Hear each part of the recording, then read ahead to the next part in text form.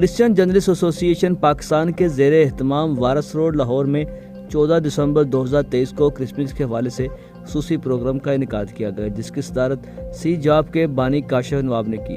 Bishop آزاد martial مہمان خصوصی تھے۔ اعجاز اکسٹین سابقہ منسٹر، مہمان اعزاز father Qaiser Feroz, director view studio Lahore, pastor Shamoon Saad, doctor Salamat, Aqeel Pervaiz, Younis Shahzad, Nadeem Gill, Vicky Sarwar, Shiba Daniel, Ashir John, miss Maria اور دیگر نے شرکت کی۔